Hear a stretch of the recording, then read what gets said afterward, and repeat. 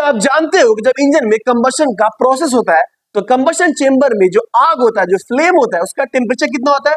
उसका टेम्परेचर होता है 2000 से लेकर के 2500 सेल्सियस तक।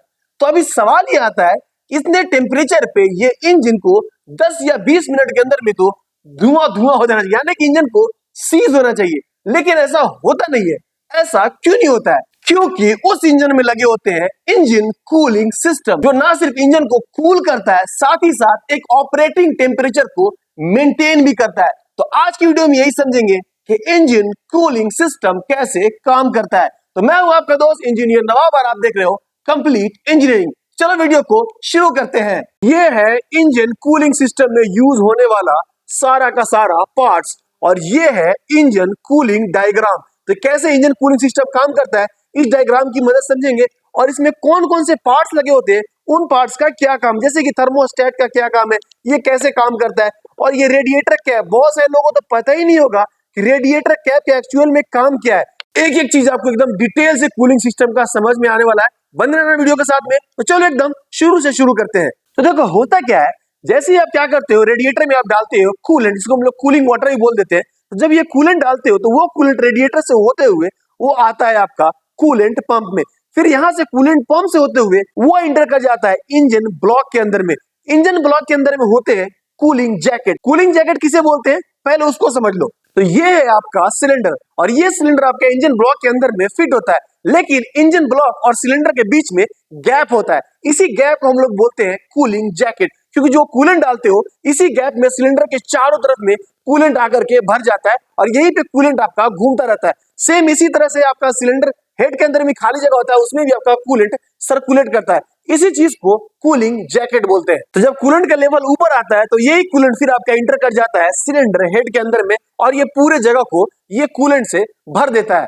देखो, कूलिंग सिस्टम को समझने के लिए एक बहुत ही ज्यादा इंपॉर्टेंट चीज आपको समझना पड़ेगा। शायद आपको किसी ने बताया भी नहीं होगा, और शायद आपके जानकारी में भी नहीं होगा।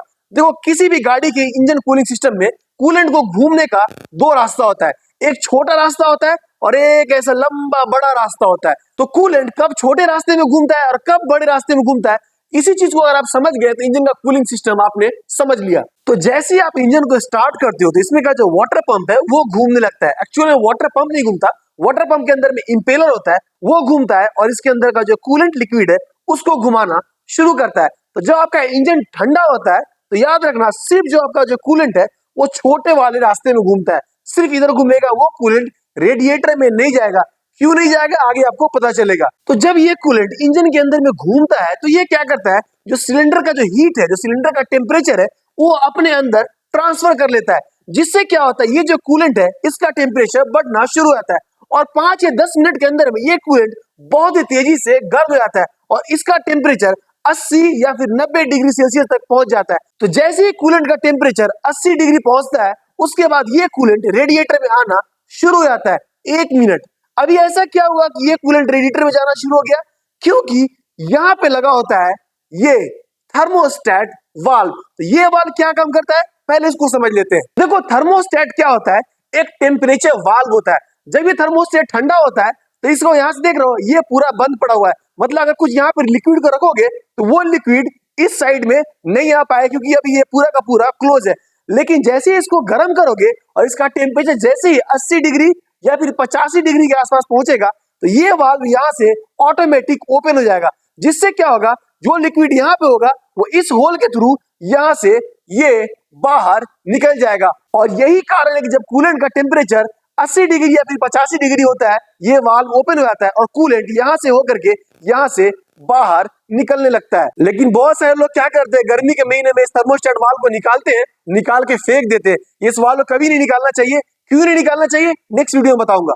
बस फिलहाल इतना समझ लो कि जो थर्मोस्टेट है, इंजन के अंदर का जो टेम्परेचर है उसको बनाए रखता है, जिससे इंजन के पावर में कमी नहीं होती है। तो जब ये कूलेंट रेडिएटर में आता है और रेडिएटर से होकर के नीचे आता है, ये देख रहे हो रेड वाला मार्क है, धीरे धीरे ये आकर के ब्लू हो जाता है, मतलब ऊपर में गर्म और नीचे आकर के ये ठंडा हो जाता है। कैसे ठंडा होता है उसको समझते हैं। तो रेडिएटर को जब आप देखोगे, देख रहे हो पतला पता इसमें एक ट्यूब लगा हुआ है, एक्चुअल में इसको हम लोग कोर बोलते हैं, और उसी ट्यूब के बगल में ये देख रहे हो जाली लगे हुए हैं। एक्चुअली उसको जाली नहीं, इसको फिन्स बोलते हैं। तो जब आपका इंजन चलता है तो सिर्फ आपका वाटर पंप नहीं चलता, साथ में ये फैन भी घूमता है। ये फैन दो तरह के होते हैं, एक बेल्ट से घूमने वाला और दूसरा मोटर ड्राइव। तो जब ये पंखा घूमता है तो घूमने से क्या होता है, इस रेडिएटर से हवा को अपनी तरफ खींचता है। तो जब हवा रेडिएटर से होकर गुजरता है तो क्या होता है, जिसमें छोटे छोटे फिन्स लगे हुए हैं उससे हवा कांटेक्ट में आता है और इसके अंदर का जो कूलेंट है वो ठंडा हो जाता है। तो जब ये कूलेंट रेडिएटर से होकर के नीचे वाले हिस्से में आता है तो ये कूलेंट ठंडा हो जाता है और उसके बाद ये कूलेंट इंजन के अंदर में दोबारा जाता है और इसी तरह से साइकिल चलता रहता है। लेकिन रुको भाई, कहानी अभी खत्म नहीं हुआ है, अभी तो मेन चीज बचा हुआ है, ये रेडिएटर कैप। इसका क्या काम है इसे समझते हैं। आपको पता है कि रेडिएटर के ऊपर में इस तरह से कैप लगे होते हैं। इस कैप के अंदर में दो वाल्व होते हैं, एक ये देख रहे हो, इसको बोलते हैं प्रेशर वाल्व और दूसरा ये छोटा वाला इसको बोलते हैं वैक्यूम वाल्व। तो जब ये कैप टाइट होता है रेडिएटर के ऊपर में तो आपको पता है कि जब कूलेंट का टेम्परेचर बढ़ता है तो उसका प्रेशर भी बढ़ने लगता है। तो ये कैप क्या करता है, प्रेशर को लीक नहीं होने देता, ये प्रेशर को बढ़ाता है। लेकिन प्रेशर बढ़ाने से क्या फायदा होता है, फायदा होता है, देखो किसी भी लिक्विड का अगर आप प्रेशर बढ़ा देते हो तो उसका बॉइलिंग पॉइंट बढ़ जाता है। बॉइलिंग पॉइंट का मतलब होता है, बॉयल का मतलब होता है उबलना। मान लो आपके पास पानी है तो पानी क्या होता है 100 डिग्री सेल्सियस पे उबलना शुरू हो जाता है, लेकिन उसी पानी को प्रेशर कुकर के अंदर में डाल दो तो वो पानी आपका 150 डिग्री सेल्सियस पे उबलना शुरू हो जाएगा। मतलब उसी पानी को उबलने के लिए आप 150 टेम्परेचर चाहिए। बस वही काम ये कैप करता है कूलिंग सिस्टम में। ये कैप क्या करता है, प्रेशर बढ़ाता है, जिससे क्या होता है कूलेंट का बॉइलिंग पॉइंट बढ़ता है और ये कूलेंट कूलिंग सिस्टम के अंदर में उबलता नहीं है। तो जब प्रेशर लिमिट से ज्यादा होता है तो ये वाल्व ऊपर आता है और ये कूलेंट यहाँ से बाहर निकल जाता है और चला जाता है एक्सपेंशन टैंक में। और जब इंजन ठंडा होता है तो इसके अंदर का प्रेशर कम होता है और फिर से कूलेंट इस छोटे वाले वैक्यूम वाल्व के थ्रू रेडिएटर के अंदर में आ जाता है। तो उम्मीद करता हूँ कि वीडियो अच्छी लगी हो, कुछ सीखने के लिए मिला। अगर वीडियो अच्छी लगी हो प्लीज चैनल को सब्सक्राइब करना। अगर अभी भी कुछ डाउट रह गया तो प्लीज कमेंट करो, मैं उसका आंसर करूंगा। चलो मिलते हैं नेक्स्ट वीडियो में।